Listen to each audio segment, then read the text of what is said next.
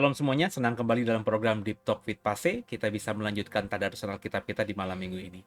Dan untuk mempersingkat waktu, kita langsung berdoa supaya Roh Kudus menolong kita sehingga ayat-ayat yang kita baca bisa kita mengerti. Satukan hati kita doa.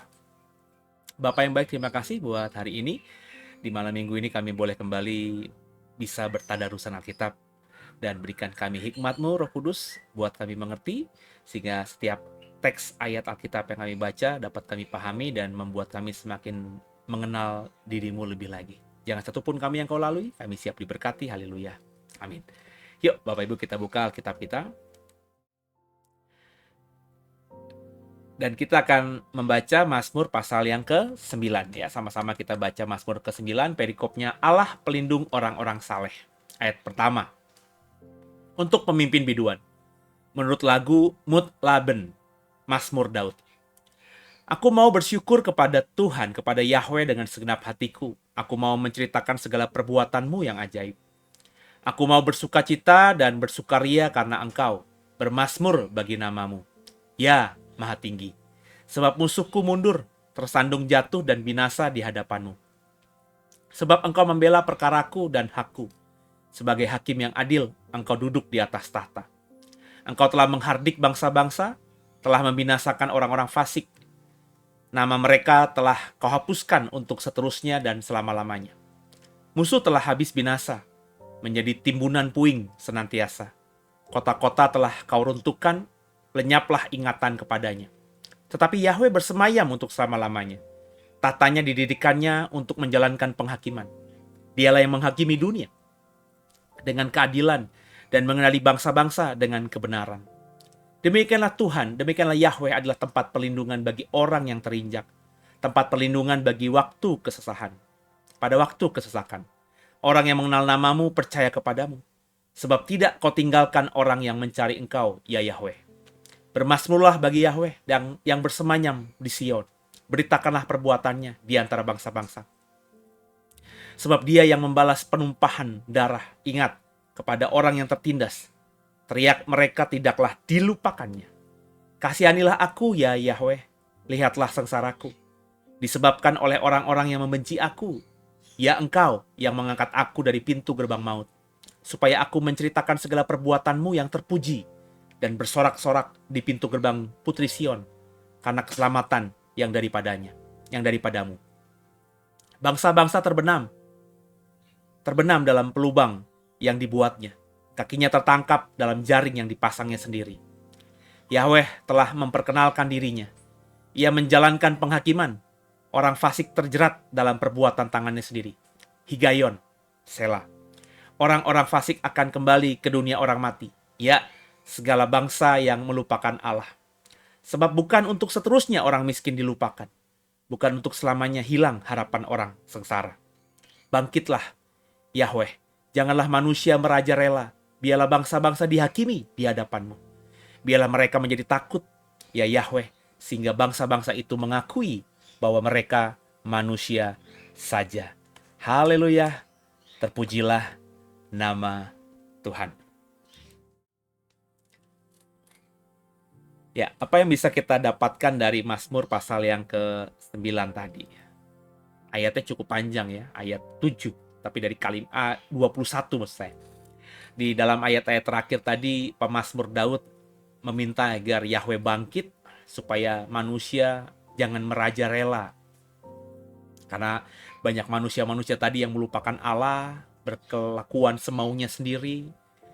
Daud ingin agar Yahweh itu campur tangan, ya, agar menghakimi bangsa-bangsa, ya, supaya manusia menjadi takut sehingga bangsa-bangsa mengakui bahwa mereka itu hanya manusia biasa.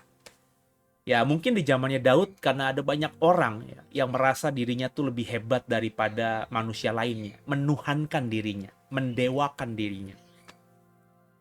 Itu agak masuk akal karena memang kalau kita membaca cerita Daud ya, masyarakat-masyarakat zaman itu ya memang budayanya seperti itu. Bahkan kalau kita tarik bahkan ke zaman yang lebih muda, beberapa kaisar Romawi masih menganggap dirinya adalah dewa, menganggap dirinya adalah keturunan dewa. Jadi hal seperti ini memang menjadi sesuatu yang masih lazim di zaman itu. Daud berkata, "Ayo bangkit Tuhan, bangkitlah Yahweh. Jadilah hakim, ya, supaya manusia jadi takut akan dirimu dan mereka sadar bahwa mereka itu cuma manusia biasa, tidak seperti dirimu." Kurang lebih begitu. Ini dilatar belakangi karena kalau kita baca tadi, Daud ini membuat lagu atau mazmur yang benar-benar mau berisi gambaran bagaimana dia berharap penuh pada Allahnya, pada Yahweh. Aku mau bersyukur kepada Yahweh dengan segenap hatiku. Aku mau menceritakan perbuatanmu yang ajaib. Itu kan ayat-ayat di awal tadi berkata demikian. Kenapa demikian? Ya, karena Daud merasa bahwa campur tangan Yahweh itulah yang membuat dia bisa bersukacita, bersukaria, ya, mau bermazmur bagi Yahweh yang Maha Tinggi. Karena musuh-musuhnya semuanya mundur, tersandung jatuh dan binasa di hadapan Yahweh. Artinya Yahweh campur tangan dalam membela perkaranya yang sedang dialami oleh Daud. Nah, ini yang seringkali kita lupakan ya. Kalau kita dalam masa yang dalam tekanan, kita bisa berpasrah ya, bisa mengandalkan Tuhan begitu. Tapi ketika kita akhirnya bisa mengatasi masalah itu, bisa menang dalam masalah itu, bisa keluar dari pencobaan itu, kita seringkali lupa bahwa dalam pergumulan melewati masalah itu kita selalu berteriak kepada Yahweh, kepada Allah kita, kepada Tuhan kita. Tapi setelah lewat, ya kita lupa bahwa ini semua karena kebaikannya, semua karena kemurahannya. Kita menjadi sombong, menjadi lupa diri, menjadi menganggap bahwa semua yang itu terjadi itu karena kita, karena dirinya. Nah, ini yang harus dipahami oleh setiap kita. Jadi apa yang dikatakan oleh Daud ini benar-benar mestinya membuat mata kita terbuka bahwa jangan sampai kita melupakan Yahweh dalam masalah apapun, dalam masalah duka maupun suka. Ya. Kita harus ingat bahwa dialah yang membela perkara kita ketika kita mengandalkan dia dalam melewati pencobaan-pencobaan yang kita alami. Dan ketika kita berhasil keluar daripadanya, kita harus ingat bahwa dialah yang membela kita, membela perkara kita, membela hak kita. Dialah hakim yang adil, yang bisa menentukan mana yang benar dan mana yang jahat. Dan dalam keadilannya dia pasti di waktunya dia akan menghardik ya bangsa-bangsa yang sudah berusaha untuk membinasakan kita. Ada waktunya Tuhan. Ya. Dan ketika waktunya Tuhan terjadi atas kita, kita bersukacita dan bersukaria, tapi tidak boleh melupakan Tuhan. Janganlah kita kayak di film-film gitu. Ya, kalau udah menang, kita akhirnya minum-minum, mabok-mabok dan lain sebagainya. Bersukaria, bersukacita atas kemenangan dengan cara yang tidak benar, dengan cara kedagingan, dengan cara keduniawian. Tapi mestinya kita bersyukur. Ya. Ini yang juga mestinya harus kita terapkan dalam keseharian. Misalnya pergantian tahun, misalnya hari ulang tahun. Ya kita ngajak teman-teman makan, bersyukur kalau memang ada berkatnya ya nggak apa-apa. Tapi kan bukan itu. Mestinya ketika kita ditambah usia kita oleh Allah, diizinkan bisa melewati tahun yang sebelumnya, masuk perjalanan di tahun yang baru, di usia yang baru, mestinya kan kita ambil waktu sendirian gitu. Bersyukur, sebab kita tidak tahu di usia yang baru ini kita bisa lewati nggak setahun penuh, atau mungkin di tengah jalan kita sudah akan dipanggilnya. Maka syukuri itu, sebab kita nggak ada yang tahu masa depan seperti apa. Maka syukuri supaya ketika kita diizinkan bisa melewati hari-harinya, minggu-minggunya, bulan-bulannya, kita terus dalam perkenanan dia. Kita bisa hidup terus dalam kasihnya dia, karena kita hidup benar-benar berada di jalan yang dia perintahkan untuk kita lewati. Jadi ini harus dipahami. Sebab masalah itu pasti akan silih berganti. Kita lewat dari masalah ini pasti ada lagi dalam masalah lain. Jadi masalah kita silih berganti, tapi Yahweh, tapi Allah kita bersemayam untuk selama-lamanya di tahtanya. Dia tidak akan tergantikan.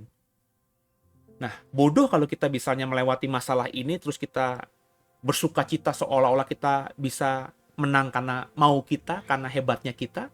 Padahal di kemudian hari kita akan menghadapi musuh yang lain, yang lebih berat mungkin. Ya. Terlebih kalau kita sudah lewati masalah ini karena kita sudah berharap sama Tuhan, mengandalkan Tuhan, mestinya kita bersyukur sama Tuhan ketika sudah menyelesaikannya. Sehingga ketika ada masalah di kemudian hari, kita masih terus bisa mengandalkan Tuhan. Bagaimana mungkin coba perasaan saudara bisa nggak kalau hari ini kita misalnya mengandalkan Tuhan, berat banget nih masalah hidup kita, masalah keuangan kah, masalah rumah tangga kah, pekerjaan, bisnis, pelayanan, kita berat banget nih. Terus kita bisa melewatinya gitu. Tapi setelah melewatinya kita lupakan Tuhan. Kira-kira kalau ke depan kita ada masalah lagi gimana? Masih bisa berharap sama Tuhan? Tentu suara hati kita pasti akan berkata, nggak enak dulu udah curi kemuliaan Tuhan, lewati masalah yang satu, lupa sama Tuhan. Enggak lah, pasti begitu. Orang yang hatinya tulus itu pasti seperti itu. Dan dalam pengalaman hidup saya, kita tuh akan lewati masa-masa ini. Berproses. Mungkin tidak cepat ya. Mungkin soal-soal pergumulan-pergumulan yang kalau kita lewati bisa naik kelas itu mungkin nggak setahun sekali. Mungkin dalam kurun waktu beberapa tahun sekali. Mungkin 5 tahun sekali, 10 tahun sekali. Tapi dalam kurun waktu tertentu kita akan diizinkan Tuhan mengalami masalah itu. Dalam pengalaman hidup saya begitu gitu. Jadi ketika saya bertobat, sungguh serahkan hidup masa muda saya kepada Tuhan, itu nggak mulus, dalam artian nggak mulus tuh nggak lewat nyantai gitu aja. Ada fase-fase. Fase-fase saya dihantam oleh masalah, introspeksi diri dong. Oh, ternyata pas introspeksi diri bukan karena salah diri. Maka berarti Tuhan izinkan kita bersikap dengan baik. Dihajar lagi beberapa kurun waktu tertentu di masa depan. Jadi saya kalau dibilang seperti menghadapi gelombang lautan di Samudra Raya dengan kapal yang sama, itu berkali-kali, saudara. Dan memang harus seperti itu, tapi kita move on, kita maju. Ya. Jadi kita sudah punya kompas, kita arahnya kemana, itu tujuan kita. Misalnya saya sekarang ini ada di Pelabuhan Tanjung Priuk. Misalnya saya mau menuju ke Pelabuhan Osaka di Jepang gitu. Kan itu harus melewati Samudra Raya. Ya. Samudra Pasifik. Ya. Lewati Laut Cina mungkin. Ya. Samudra yang luas yang pastinya. Nah, arah kita sudah kita tetapkan di kompas kita.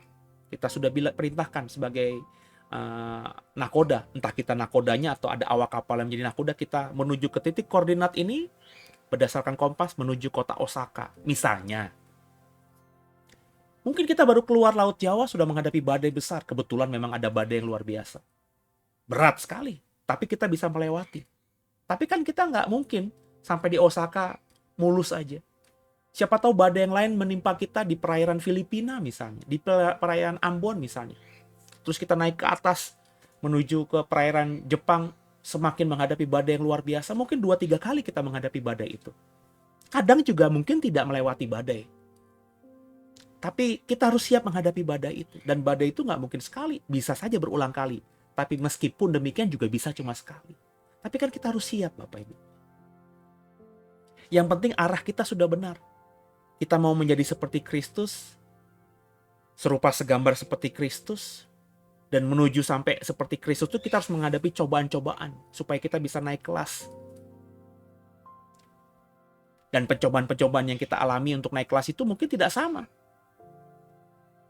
Seperti kita kalau naik kelas gitu ya, ada yang dapat ranking 1, ada yang ranking 6, ada yang alhamdulillah bisa naik kelas. Karena nilainya sangat primitif, nilainya sangat kecil sekali. Ya pokoknya nilai standar bisa naik kelas di ranking terakhir, tapi naik kelas.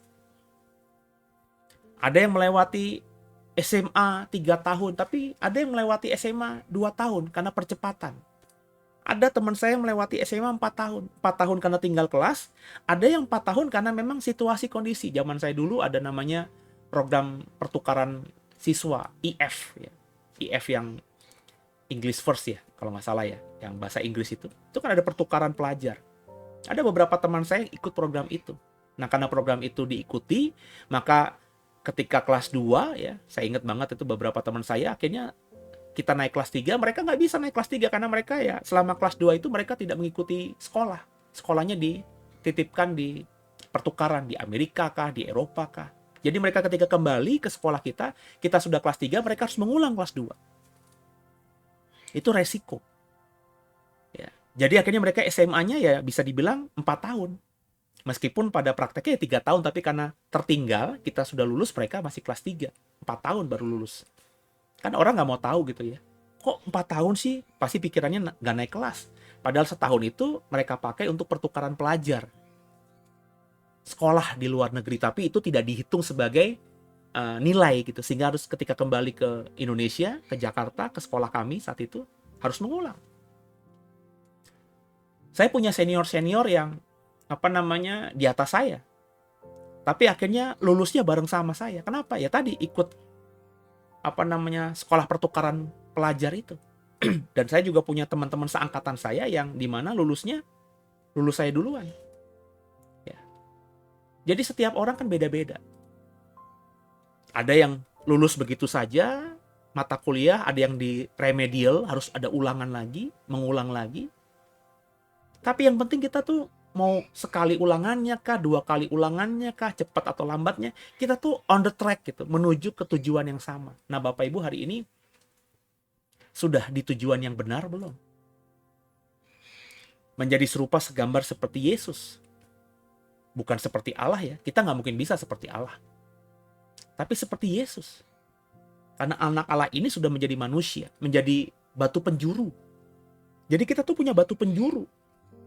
Kita punya patron, kita punya ukuran bagaimana menjadi manusia yang berkenan kepada Tuhan itu ya. Lewat apa?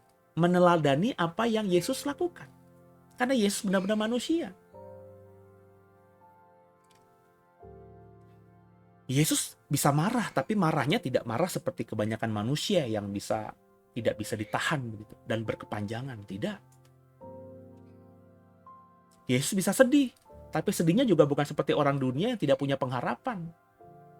Ketika Lazarus mati, ya, terus Maria dan Marta hatinya hancur, Yesus sedih. Alkitab mengatakan. Tapi kan tidak sedih seperti orang yang tidak punya pengharapan. Nah, inilah yang harus kita contoh. Jadi kita punya patron, kita punya ukuran Bapak Ibu.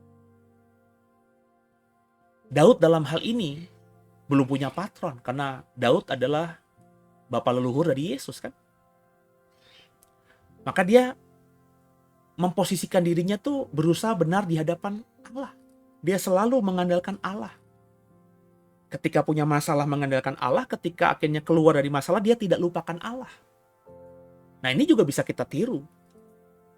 Selain kita punya patron Yesus yang bisa kita contoh karena dia manusia, kita juga bisa meniru maksud saya, iman dari Daud ini. Sehingga kalau kita kolaborasikan itu, kita akan menjadi orang yang semakin bisa hidup berkenan kepada Tuhan.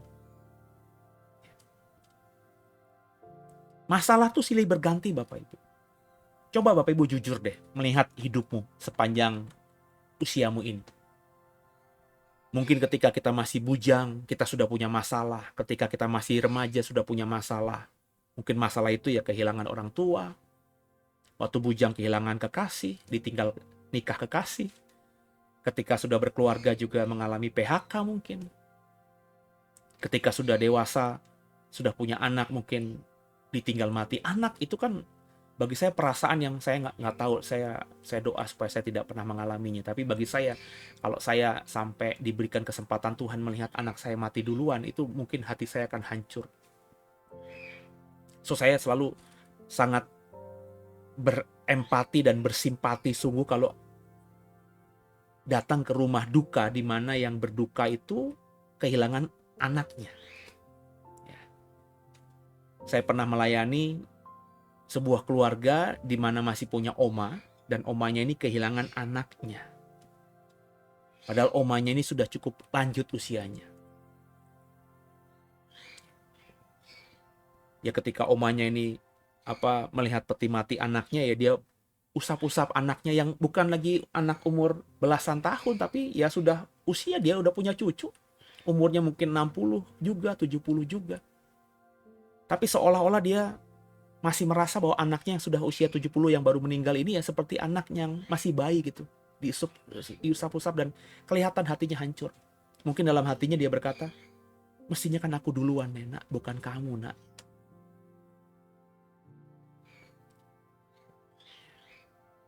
Nah masalah-masalah itu bisa kita hadapi. Seperti itu contohnya. Dan kalau sudah selesai, itu bukan berarti menjadi jaminan kita tidak punya masalah lagi. Bisa saja di kemudian hari kita dapat masalah yang lain lagi atau yang sama. Tapi Daud berkata, masalah boleh silih berganti menghadapiku, aku percaya kepada Yahweh, kepada Allahku. Kenapa? Karena ayahku bersemayam di tatanya selama-lamanya. Artinya kita masih bisa bergantung penuh pada dia. Kita boleh menghadapi masalah demi masalah di dunia ini, tapi Allah kita tetap bertahta, tetap berkuasa, tetap maha. Dan kalau kita punya iman yang benar kepadanya, dan itu kita pertahankan. Kalau kemarin kita sudah bisa lewati karena pertolongan dia, masa di kemudian hari dia tidak tolong kita? Nah ini yang harus kita contoh Bapak Ibu. Di malam minggu ini, inilah rema yang Roh Kudus berikan kepada saya. Untuk dibagikan kepada saudara lewat Mazmur 9 tadi. Maka belajarlah seperti Daud. Yang terus mengandalkan Tuhan, berpasrah sama Tuhan, dekat sama Tuhan, membangun keintiman dengan Tuhan, apapun situasinya. Ketika dalam duka benar-benar bergantung penuh sama Tuhan karena emang gak punya jalan keluar lagi, pasrah aja gitu. Tapi ketika keluar, melewati masalah dan problem hidup itu, dia terus bersyukur kepada Tuhan dan tidak pernah melupakan Tuhan.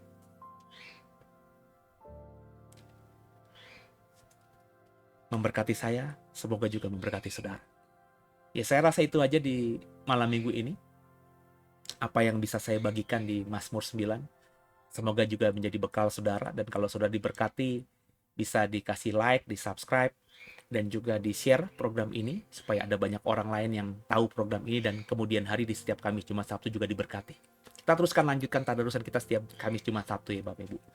Kalau diberkati juga boleh, kalau tidak keberatan dukung dalam doa, pelayanan kami, Due, maupun juga saya secara pribadi, saya mohon doa saudara, karena memang lagi ada banyak orang menghajar saya, tapi saya belajar untuk tetap berdiri tegak karena iman kepada Yesus, kepada Allah Yahweh, dan saya butuh dukungan doa saudara. Dan kalau memang tergerak untuk memberkati, ada nomor rekening, ada QRIS yang bisa kau pakai untuk menabur sesuka citamu, karena setiap taburan pasti akan berguna buat pelayanan The Way ini untuk memperbesar kerajaan surga. Gitu ya, selamat malam minggu. Semoga minggu besok juga Bapak Ibu sehat dan diberkati. Silakan ikuti ibadah. Kalau Bapak Ibu tinggal di Serpong, di Jakarta yang bisa atau tergerak untuk bersama-sama beribadah dengan The Way, silakan ya bisa hadir dalam ibadah di The Way. The Way terbuka buat siapa saja yang mau belajar. Saya besok mengajar soal Allah kita, Yahweh itu apakah sama dengan Allah-Allah lain. Jadi temanya tuh Yahweh di antara para Allah. Karena dalam ilmu pengetahuan, banyak mitologi-mitologi tentang Allah dan manusia yang berasal dari budaya-budaya yang jauh lebih tua daripada Alkitab kita. Sehingga banyak orang Kristen tuh meragukan, jangan-jangan Alkitab itu cuma nyontek, ya, nyontek budaya atau mitologi budaya yang lebih tua daripada budaya Alkitab. Benarkah demikian? Ya saya mau mengekspresikannya, mau mengajarkannya, tentu dasar saya Alkitab. Karena dasar saya Alkitab, ya saya terbuka kalau Bapak Ibu tidak sepakat. Kalau Bapak Ibu misalnya punya ukurannya bukan Alkitab. Ya kalau ukurannya Bapak Ibu adalah arkeologi, ukuran Bapak Ibu adalah sumber-sumber di luar Alkitab, ya tentu berbeda dengan saya. Saya berkomitmen hanya mengajar apa yang Alkitab katakan. Ya. Dan saya bisa menemukan ya di Alkitab kita tentang apa yang dipertanyakan itu. Apakah agama Ibrani, agama Judaism, ya sebelum ada Kristen itu agama yang cuma mencontek ya cerita-cerita tentang misalnya air bah, penciptaan manusia dari budaya-budaya yang lebih tua. Apakah begitu? Ya, saya nanti akan singkapkan ayat-ayatnya dan pasti Bapak Ibu diberkati karena hal ini juga saya temukan sendiri. Bukan berarti sebelumnya tidak ada orang yang sudah mengajar. Saya yakin ada yang sudah mengajar, tapi saya paling tidak, saya tidak mendapatkan ini dari buku yang saya baca dan saya juga tidak mendapatkan ini dari hamba-hamba Tuhan yang pernah berkhotbah yang saya dengar sebelumnya. Jadi saya bergumul sendiri dan saya menemukan jawabannya karena mungkin ini pergumulan saya gitu ya. Dan akhirnya saya mau memberkati saudara dengan apa yang saya dapatkan dari Roh Kudus. Jadi besok hari Minggu jam 11 bisa join dalam ibadah kami, bisa datang ke gereja atau lewat live streaming. Kemudian jam 7 malam saya berkhotbah soal seri pengajaran dan perkataan Tuhan Yesus ya, atau Yesus Kristus ya.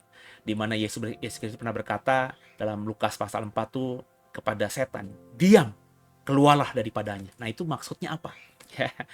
Dan itu luar biasa ya. Saya juga undang Bapak Ibu nanti Minggu malam untuk join dalam ibadah live streaming atau ibadah online-nya. Karena ini hanya ibadah online, tidak ada ibadah yang di gereja. Jadi saya buat ibadah online untuk menambah wawasan saudara. Karena saya berpikir kalau ibadah cuma sekali doang, dan saya punya karunia mengajar gitu ya. Ya, nanti saya mati belum semua yang saya pahami saya bagikan kepada saudara. Jadi saya bikin 2 program ya. Paling tidak ya, meskipun yang satunya yang malam tidak ada jemaat yang datang ke gereja ya, tapi paling tidak di online Bapak Ibu bisa beribadah bersama. Supaya Bapak Ibu yang memang diberkati lewat pelayanan kami semakin paham banyak gitu ya. Nah, tapi ya tadi saya selalu berkata, silakan gumuli bersama Roh Kudus, jangan telan mentah-mentah. Ya. Jangan aminkan cepat siapapun yang berkhotbah termasuk saya. Gumuli bersama Roh Kudus, bawa dalam doamu kepada Bapa, minta Yesus nama di atas segala nama itu menolong kita supaya kita tahu mana yang benar dan mana yang tidak ya. Jadi kalau Bapak Ibu nanti sudah berdoa dan yakin apa yang saya khotbahkan benar, baru diaminkan dan diimani dan dipraktekkan. Gitu ya. Dan selamat malam Minggu dan kita tutup dengan doa. Bapak yang baik, terima kasih kami sudah diajar kebenaran-Mu. Kembali dalam Mazmur 9 kami diingatkan bagaimana kami harus memposisikan diri kami di hadapan-Mu ya Bapak. Daud benar-benar luar biasa. Daud berkata, masalah boleh silih berganti, tapi Allahku, Yahwehku itu tetap duduk di tahtanya kekal selama-lamanya. Artinya, dari Rema Roh Kudus yang kami dapatkan, kami mengajar, kami mau mengekspresikan lewat perbuatan bahwa kami harus benar-benar mengandalkan Yahweh, mengandalkan Bapa di atas segala-galanya. Dalam masalah berpasrah pada Yahweh, ketika masalah selesai, bersyukur kepada Yahweh. Sebab meskipun kami bisa melewati masalah yang berat hari ini, tidak tertutup kemungkinan masalah yang jauh lebih berat bisa kami alami nanti di kemudian hari. Kalau kami akhirnya lupa diri ketika melewati masalah sekarang ini tidak bersyukur sama Tuhan, bagaimana kami bisa menghadapi masalah yang lebih berat di kemudian hari? Apakah kami masih bisa mengandalkan Tuhan? Sebab sebelumnya ketika bisa melewati kami lupakan Tuhan. Maka kami tidak mau jadi orang yang nanti tertuduh. Kami mau belajar jadikan catatan Mazmur 9 dari Daud ini sebagai ekspresi iman kami juga. Terlebih kami percaya bahwa Yesus pasti juga akan tolong kami. Maka mampukan kami untuk paham kebenaran, dan Yesus Kristus tolong kami, sehingga kami semakin mengenal Allah yang hidup, Yahweh yang Esa itu. Roh Kudus juga mampukan kami, tolong kami, sehingga bukan saja kami bisa mengerti, tapi juga kami bisa jadi pelaku firman. Maka ampuni segala dosa kami. Yesus Kristus, Kaulah Tuhan Juru Selamat kami yang hidup, nggak ada yang lain, hanya Kau seorang. Kaulah yang menebus kami, maka Kau adalah pemilik hidup kami. Kau bayar kami dengan harga yang bukan dengan emas, perak, dan mur, tapi Kau bayar kami dengan darah yang mahal. Kami milik-Mu, maka pakailah kami sesuka-suka. Kami serahkan tubuh, jiwa, roh kami hanya kepada-Mu ya Yesus. Dan kami percaya malam hari nanti kami tidur semua diberkati, dan besok boleh bangun pagi kami bisa beribadah. Berkati pelayanan Doe, berkati apa yang kami kerjakan dalam melayani-Mu di jam 11 di gereja maupun juga nanti secara online jam 7 malam. Berapapun domba-domba yang Kau kirimkan dan juga bagaimanapun caranya, kami percaya kalau kami mengerjakannya seperti melakukan untuk Tuhan, maka Kau yang akan menyempurnakannya indah pada waktunya. Berkati semua rekan-rekan yang ikut melayani bersama, dan biarlah kami bukan saja bisa melayani-Mu di bumi, tapi juga kami bisa berkumpul bersama nanti di langit baru, bumi baru, Yerusalem baru, bersama rekan-rekan yang melayani bersama, juga semua hamba-hamba-Mu, semua domba-domba-Mu yang mau memakan rumput yang kami berikan, yang kami dapatkan daripada-Mu. Terima kasih buat segalanya, kemuliaan hanya bagi-Mu. Haleluya. Amin. Demikian, selamat malam Minggu, dan God bless you.